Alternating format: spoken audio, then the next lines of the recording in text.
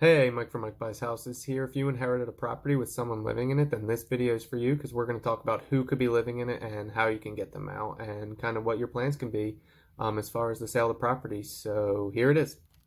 When someone inherits a property with somebody living in it, one of the most common situations is that a family member is living in it, whether or not they had a lease with the deceased, or whether or not they had an agreement to pay under a table, or whether or not they're even paying. This is one of the most common situations we run into. And I can tell you a little bit about a story that we had when someone inherited a property in a trust with a family member in it. So we had talked to this person, and they were the successor trustee, which means that they now inherited the trustee role of the trust. And the directive of the trust was that upon death of the original trustee, that the property would be sold and the dividends would be distributed. And at the same time, one of the siblings was living in the property without paying. So obviously they didn't want to sell the house, even though the trust directed it. So the moral story basically is that the trust dictates what has to be done. So at that point, the eviction had to go through of the sibling because the trust has to do it that way. And at that point, the property was sold after the eviction and the funds were distributed. It was a super interesting situation. And they're usually not like that necessarily, but it can go like that. So that's just one of the things that I wanted to be upfront about, is that it can be a little bit ugly when when inheriting a property with someone living in it, especially if they're family. So you want to be prepared, and one of the best ways to be prepared is to start with this video so you're on the right track. So what do you do, and what kind of things you have to discuss with family members if they are living in the property? So at that point, you're definitely going to want to talk about who's responsible for the monthly payments. Are they going to be paying? Is it going to be, done through a lease and the right way? Who's going to be responsible for the taxes? How is that going to be split? Insurance, is that going to be split? All those kind of situations. You want to talk about the different costs that could come up, any repairs, who's going to be responsible for that. So all those things you want to discuss, because if you do let someone live in the property, even if they are family, and then they don't take care of the house, in a few years, you may have a much bigger headache, because at that point you then have to clean up any repairs that may have been done, catch up any payments that may have been missed, and then sell the house. So there's a wide way of ways that this can go. So you definitely want to start planning early, which you're doing a great job of by watching this. So then we kind of talked about how you can get them out of the house. So the best way to get a family member out of the house that you inherited is to just do it through communication. Be upfront with them what's going on and why you need to sell the house. If they're somewhat reasonable, hopefully you're going to be able to reason with them that you can't afford this payment and they're not helping with the payment. So, or if that's the situation, or whatever the situation is for you of why you need to sell the property that you inherited with someone living in it. You just need to be upfront about that, and then kind of talk about, maybe they could stay there for a little bit if they took care of some of the repairs or did some of the showings, or if they were, willing to help out with the sale, they could temporarily live there. So communication, negotiation with them is going to be key. The next thing you could do is what we call cash for keys, which means basically paying them to move out. So not what most people want to hear when they inherit a house, that they have to pay money to get it vacant to sell it.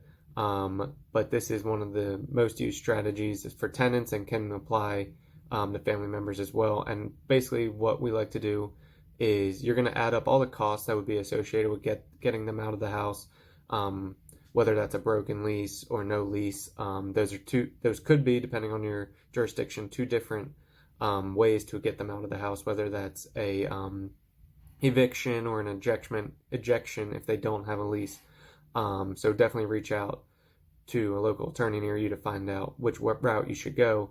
But basically find out how much that's going to cost, what the monthly costs are going to be while they're still in there, because that's not going to happen right away. So however long it's going to take you to get them out of the house, find out what the monthly costs are, and then add all that up. And that's going to give you an idea of kind of what you should be looking to offer them. Hopefully a little cheaper than it would cost to get them out, but it gives you a range that you can at least start a negotiation. So again, you're going to want to look at the cost to get them out and how long it's going to take to get them out, as well as your monthly cost during that time that it takes to get them out. And then the last option is eviction, which we kind of just talked about with cash for keys. But eviction, you're going to go through the process depending on your jurisdiction. I would highly recommend getting a landlord tenant attorney to help you because they're going to be much more efficient than you will be, and that's going to end up saving you money in the long time. So, yeah, the three ways to get them out: a communication with some negotiation, cash for keys, or an eviction. So the next thing we talked about is what if you have tenants living in there? So if you inherited a property with someone living in it and that someone is a tenant, then the first thing to find out is there a lease or not? So if there is a lease, you're going to have to follow that lease as it's written. Sometimes with some older family members, they've written these long-term contracts where they have 10-year leases or something crazy. So find out if that's even allowed in your state and enforceable.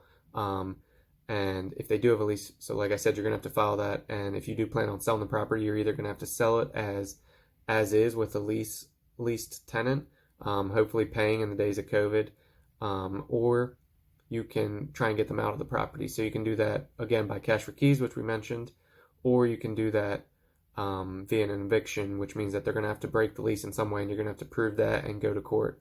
So cash for keys is definitely the less headache way to get it done. But if you're dealing with a tenant who does not have a lease, depending on your jurisdiction, they become a squatter, and it can be more difficult to get them out. So you're going to want to consult with a tenant landlord attorney in your area and find out, do you have to do an injection? Can you do an eviction? What's the timeline look like? Cash for keys might not work for these people, may be worth offering, but might not work if they're living there for free. They may just ride it out as long as they can. But yeah, find out whether they have a lease or not, and then figure out what your plan is with this inherited property. So that's what we talked about next. There's a couple options that you have. So if you inherited a property with someone living in it, your options are to rent it out or sell it, basically. And if you plan to rent it out, like we mentioned, make sure they have a lease and that they're paying, as I mentioned above. Otherwise, get them out, and then you can start the process of renting it out and becoming a landlord. And there's just a few things that I would recommend you look into. Talk to a property management company, see what they expect rents to be, and just make sure it makes sense for you.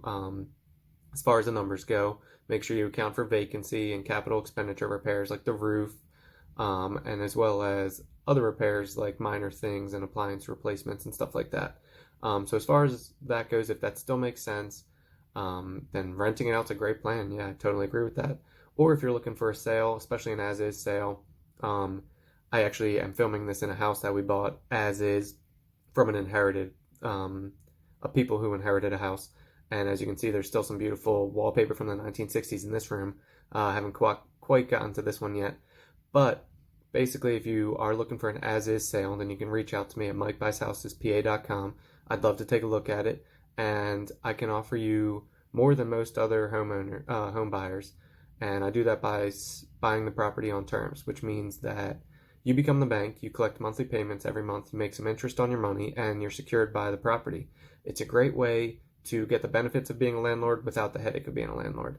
So if that's something that you're interested in, then reach out to me at 267-984-4765 or visit us at mikebuyshousespa.com.